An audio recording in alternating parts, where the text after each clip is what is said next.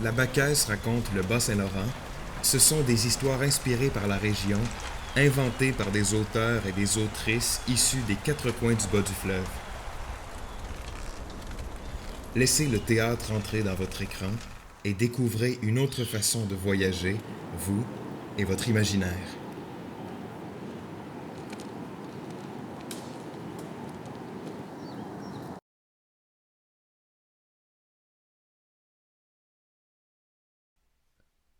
Je suis de la grande histoire. J'ai des millions d'années, à coups de météores dans les côtes, à coups griffes de glaciers, on m'a forgé. Je suis un long cratère de vie. Dans mon sillon s'infiltre l'eau, celle de la mer, celle de la grande mer. Je suis là où la vie va naître, là où des vies viendront y boire, là où des villes viendront s'asseoir. Celle du sud, celle du nord. Je suis le fleuve et ses deux rives. J'ai le courant fort caractériel. J'ai des surprises dans mes bas-fonds, gonfle des voiles à la surface mais tue les gens qui ont trop d'audace. Le ventre plein de beaux poissons, je fais la joie de tout pêcheur. Je suis Dadon. Mais moi aussi, j'ai mes humeurs. Au gré des vents, le ciel m'emporte. Je fais des vagues à toute coque, rends la vie dure à qui provoque. Je fais ce que je veux dans mon sillon. Égard à ceux qui me sillonnent sans se soucier de mon pardon, je suis l'ami de tout un monde, mais de personne. J'ai vu des peuples m'habiter, m'apprivoiser, me respecter. J'ai leur histoire à raconter. J'ai tant à dire, car on m'a dit, moi, la grande oreille de bien des hommes, de bien des femmes, le confident du continent, j'ai l'eau de mer au goût salé, de toutes les larmes qu'on me confie. Au fil du temps, au fil de l'eau, j'en ai vogué des âmes. De mon arrière-grande-mère, de l'au-delà du golfe vers les grandes îles jusqu'à mes rives qui ne se voient pas, celles du sud, celles du nord. Je m'embouchure vers le territoire où je dépose dans l'entonnoir des vies de moines, des défricheurs, des vies de femmes et de chercheurs, des vies de drames et de labeur.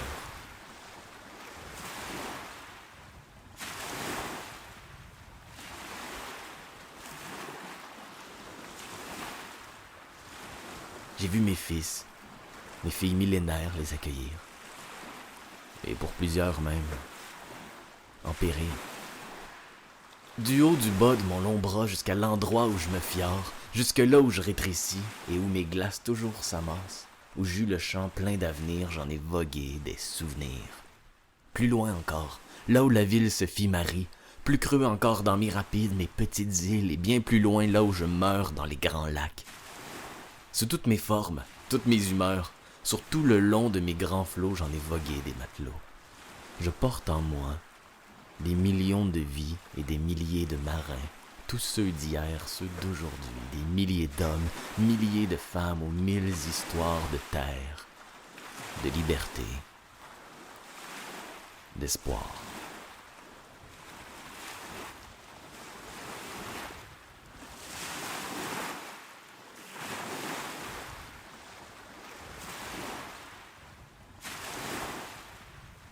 Je porte en moi cette mémoire. Je suis de leur temps, je suis d'avant, je suis de vents, de vagues et de marées sur lesquelles un pays s'est bâti. Là où je suis, là où je vis encore aujourd'hui, entre deux rives, je me souviens. Venu d'ailleurs, de très ailleurs, d'où le bras d'or ne se voit pas encore, d'où se battaient des gens, d'où se perdaient des vies, kings et queens en tête, rois et reines sans tête, m'a-t-on dit, avaient brisé des milliers de vies. Issu de vagues de guerres lointaines, sous la menace et la famine, sa famille fuyait, comme tant d'autres qui, comme la sienne, perdirent le cap et s'entassaient dans des bateaux bien trop petits parmi les vivres et les hamacs. Ballottés, girotés, chamboulés pendant des lunes, loin de chez eux qui ne l'étaient plus, ces bonnes gens ne savaient plus et ne savaient pas encore. Ce fut ici qu'ils aimaient rire, voulant survivre, tant bien que mal. Mais quand savais-je, moi, qui ne suis qu'un long canal courant d'événements banals, une cicatrice géologique? Je ne savais rien de leur logique, de leurs tourments, de leurs annales. Je les portais tous en silence. Je les amenais où ils voulaient. Toutes ces familles et ces marins, tous ces soldats, ces découvreurs, mais qui en fait se découvraient. Moi, j'étais là depuis toujours avec ma flore, ma faune, mes fils et mes filles, les grandes familles que je portais bien avant eux. Je les savais venir de loin. Nation de rames et de rameaux, je les voyais nous découvrir, à coups de troc, de marchandage, à coups de flotte et de canons, à coups de pierres et de jurons, à coups de terre et de récoltes, à coups de gouttes sur leur front, à coups de haches et de pierres. Ils étaient fous et imposants, mais pleins de vaillance et de mystère. Ils étaient drôles à découvrir. Moment d'histoire inoubliable. C'était ce vent qui l'emmenait. Elle, si petite, venue au monde dans mes courants, dans le ventre d'un bateau, je la fis mienne au premier jour. Ses premiers cris, c'est sur mes flots qu'elle les fit. J'étais sa mère, et pour la vie. Je ne fus pas seul à remarquer les cris stridents du petit enfant qui, voyageant à travers l'eau, faisait écho à mes baleines. Elle leur causa tout un émoi, complètement désorienté. 3 congénères faillirent échouer. Ça m'a fait rire. Moi qui ne riais plus très souvent. Trop de souffrances, de faux espoirs jetés à l'eau au fil du temps. Bien trop de rêves à la dérive, et trop de gens venus de loin, venus pour rien, entre les cris des naufragés, les coups de canon des mariniers, entre ces fous qui s'entretuent sur le dos même de mes vertus. Son cri de vie me fit du bien. Au sein du petit navire, sa douce mère la nourrissait. Moi, toutes les deux, je les berçais. Et quand sa mère la nommait, c'était à moi qu'elle s'adressait. C'était tout comme, de mère à mère, l'amour se nomme Florence. Flo. Flo qu'elle s'appelait. Flo, comme il disait. Comme mes plages le disaient. Flo. Une extension de moi. Déjà. Ce fut au nord qu'ils débarquèrent. Sur un rivage en promontoire, belles plages de sable fin et hauts plateaux se côtoyaient. Quelques rivières les entouraient d'où quelques chutes glissaient du roc. La haute rive les accueillait, la douche brille de tous mes feux pendant les jours ensoleillés. La saison chaude se terminait, et sur ma rive qui rougissait, ils s'implantèrent.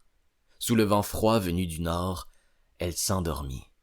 Pendant tout le temps des banquises, encabanée dans sa chaumière, je la vis à quelques reprises, le nez gelé, le ventre à terre, parfois dans les bras de sa mère d'où elle poussait toujours son cri. De lunes en lune, elle grandissait. Quand les vents froids qui nous quittèrent, chassant la glace à ma surface, firent de la place sur mes rivages, je les revis bien plus souvent, elle et sa mère, le nez au vent, celui du sud. Les brises chaudes les caressaient, les apaisaient. Enfin, c'était le temps de leur réveil, le temps où elles me revenaient, et ce, année après année.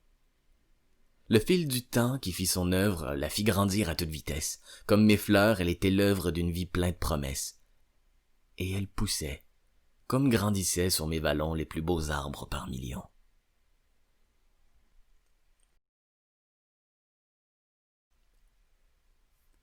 Dès son jeune âge, de l'autre rive elle descendait, à chaque jour. Sur mes rochers et sur mes plages, je la voyais, et je vis même ses premiers pas. C'est à moi qu'elle les offrit. J'y garde encore la fine empreinte sur une plage où ses parents l'amenèrent un jour, un petit bout d'île qu'ils appelèrent l'île aux petits pas. Endroit magique, moment d'histoire inoubliable. Je ne sais pas pourquoi, depuis ce temps, un lien très fort d'une affection particulière, tissée d'amour, sans condition, je l'adoptais. Comme la mère à ses poissons, comme la mère à ses enfants, j'allais lui être fidèle à tout jamais. Tous les matins, je la voyais. À petits pas, tout hésitant sur mon rivage encore trop frais, elle avançait. Et tous les jours, elle dessinait, de gestes libres dans le sable, des bouts de vie, des bouts de rien, des petits bouts qu'elle me laissait, qu'elle me confiait et qu'elle n'offrait à personne d'autre qu'à moi. Ces petits bouts que j'emportais à chaque soir comme des secrets. Et à chaque soir, quand le soleil disparaissait derrière ma côte, de ses grands yeux pleins de lumière, elle m'embrassait, me remerciant de tout bienfait. Quelle belle âme! Et elle poussait, et elle poussait. Elle ne manquait aucune journée. En toute saison, elle était là, bravant le froid et les tempêtes, la pluie battante, les vents violents, les soleils ardents, moustiques voraces, peu lui importe le temps qu'il fasse. Elle était là. De toutes ses joies, de tous ses rêves, de toutes ses peines, parfois petites ou très très grandes, elle se livrait. Plus ses dessins se raffinaient, plus ses paroles se précisaient. Je voyais naître en ses pensées sa grandeur d'âme, une grande dame. Je la voyais devenir femme. En cette terre, je l'écoutais, gardant pour moi tous ses secrets. Ce que la mère sait faire de mieux, c'est d'écouter. Je l'admirais, je pense, autant qu'elle m'admirait. Entre elle et moi, c'est indéniable. Le courant passe. Et il passait. Et il passait. Il passait. L'île aux petits pas n'existant plus, ni sa famille, ni sa chaumière. Sa vie d'enfant qui fut heureuse allait muer bien autrement. J'avais pourtant tout essayé pour éviter qu'arrivent ici les vieilles guerres, que mes familles millénaires empêlent-près. Elle aussi. Mais bien qu'on ait tout essayé, il est des choses qui nous échappent, que cruellement la vie rattrape et qui nous ramènent en pleine face, qu'on soit un fleuve ou un humain. Nous ne sommes maîtres d'à peu près rien. Entre l'enfance et l'âge adulte, pour la sauver, on a dû la faire traverser. C'était pour elle une grande première et en même temps, la toute dernière. Elle le savait. Elle n'allait plus y revenir. Partie du nord, le cœur en friche, elle faisait cap vers le sud, le cœur avide. Brume du soir, voguant doucement sur mon dos lisse, presque en miroir, son seul reflet en disait long. Le vague à l'âme, la marée montante dans les yeux, elle n'était plus la même fille. Ses pensées, tristes, erraient bien plus qu'à l'habitude. Elle trahissait toute sa peine et sa colère, son impuissance, quittant la rive de l'enfance, sa haute rive, vers l'autre rive. Elle avançait de reculons vers une vie, son autre vie, sa vie de femme. Elle grandissait encore la petite, mais d'un seul coup cette fois. Ce jour-là, seuls me défiaient les survivants, les sauve-qui-peut. Ils l'emmenèrent de bras de fer jusqu'au bateau. Je ne voyais que des blessures, des déchirures, que des lambeaux, que de la fumée, que des visages calcinés, que de la peur dans les yeux, encore une fois. L'homme portant en lui bien des secrets, de noirs dessins aussi profonds que mes abysses. Et trop souvent, malheureusement, il en oublie toutes les traces.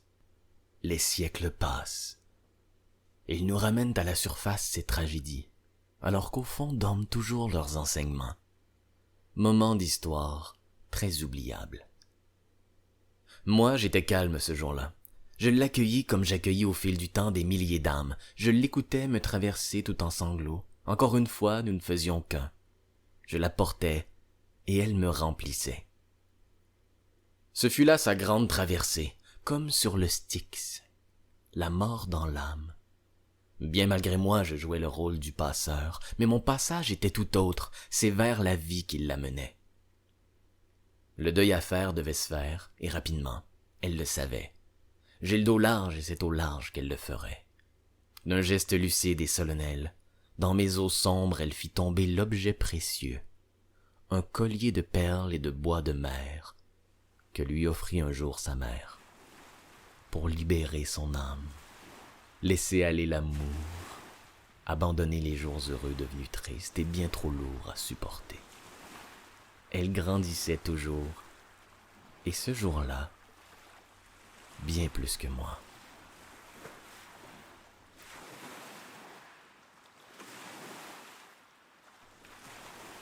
La nouvelle rive l'accueillit dans une famille reconstruite. De ce côté, certains ravages avaient eu lieu, mais bien moins pires. Elle y trouvera de nouveaux frères, de nouvelles sœurs, de nouvelles plages à contempler très différentes. Toutes en galets, en coquillages, elle dévoilait d'autres visages, sa poésie pouvait survivre. Et à la fin de la journée, je ne manquais pas de lui offrir la boule de feu couchée dans l'eau, à découvrir, comme c'est beau. Toute sa vie, à tous les jours, elle la vit naître dans la mer. La voyant là et retourner pour s'endormir, c'était pour elle révélateur. Toute la vie était dans ce mouvement perpétuel de va-et-vient entre la mer, la terre et le ciel. Naissant dans l'eau, l'astre y retourne en toute beauté, sérénité. Et tous les soirs, comme une mère bienveillante, je lui ramenais l'astre magique qui m'effleurait à l'horizon. Alors ses yeux reprirent vie. L'espoir revint, ses mots aussi. Notre avenir fut assuré. Et tout le long de sa petite vie dans la mienne, on a pu dire qu'entre nous deux, le courant passerait toujours. Et il passait. Et il passait. Le temps en fit toute une femme, une grande dame. Elle était forte et inspirante, d'une vaillance incomparable, mère accomplie plus de 10 fois. Elle protégeait tous ceux qu'elle aime. Femme fermière, femme d'autrefois, grande rêveuse et bâtisseuse, femme d'affaires visionnaire, s'il le fallait autoritaire, une meneuse, une douce mère, brise de paix, vent rassurant, un chêne fier pour ses enfants. Sa descendance la chérissait autant que moi qui l'admirais. Le temps passa à vive allure, beaucoup trop vite, je le savais. Il fallait bien qu'il la reprenne. Le même mois où elle naquit, le même soir où par ses cris elle prévit, elle repartit. Comme la boule à l'horizon disparaissait au crépuscule après sa course dans le ciel. Elle s'étendit de tout son long sur le rivage, les yeux au ciel et l'âme en paix. Encore une fois, elle remerciait d'une voix sage, d'un souffle court et haletant, toute sa vie qu'elle revoyait dans les étoiles. Au firmament, elle attendait là, le moment. Je l'accompagnais de mes vagues, une fois de plus, l'enfant unique, l'unique femme. De la savoir à mes côtés en cet instant si précieux me remuait. Ma voix de mère l'appelait Flo. Flo. Je lui disais tout mon amour, ma compassion. J'ai décidé de lui offrir un petit présent, un tout dernier, un petit objet venu du large, collier de perles et bois de mer, que j'ai gardé dans mon sillage pendant plus de 70 ans. Je le posai tout près d'elle, elle le prit dans sa main et tremblotante, le cœur heureux, une dernière larme elle m'offrira, larme de vie, larme d'amour que je conserve depuis ce jour, et doucement, ses beaux yeux bleus se refermèrent. À cet endroit ils l'enterrèrent, selon ses vœux, tout près de moi, et le temps passe, et le temps passe. En sa mémoire, je la couvris de mes galets, de mes coquillages, si bien qu'elle devint monticule. Le monticule devint un mont, et le mont devint une montagne, et le temps passe, et le temps passe. J'en fis une île sur mon rivage. Et entre nous, je suis bien fier, le courant passe, tout comme hier. On peut encore l'apercevoir sur les rives du sud. Regard à l'ouest d'Arimouski. Elles se font avec mes îles à l'horizon, bien étendues de tout son long. Regard au ciel, oui, c'est bien elle. C'est ma Florence. C'est ma Flo, la belle femme couchée dans l'eau.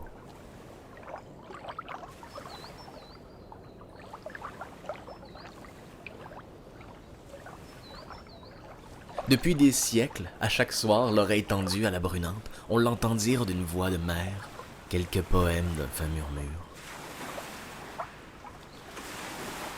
Il y a l'eau, il y a la vie s'étend, elle prend son temps qui la reprend. Grâce à la mer, la vie se vit, vie de la mer, vie de ma mère, mère de ma vie. De l'eau qui file, l'eau qui descend, du fil de l'eau remontent les ans. La marée danse avec le temps. Marée d'eau vive, marée de vie, marée de monde, marée d'un monde où tout revient. Revient à l'eau, d'où vient la vie. Vie de la mer, vie de ma mère, mère de ma vie. Grâce à la mer, la vie se vit. La vie s'éteint. Elle prend son temps qui la reprend. Vie de nos mères, mère de nos vies. La vie se vit, la vie s'éteint. Elle prend son temps qui la reprend. Vie de la mer, vie de nos mères, mère de nos vies. La vie se vit à l'infini.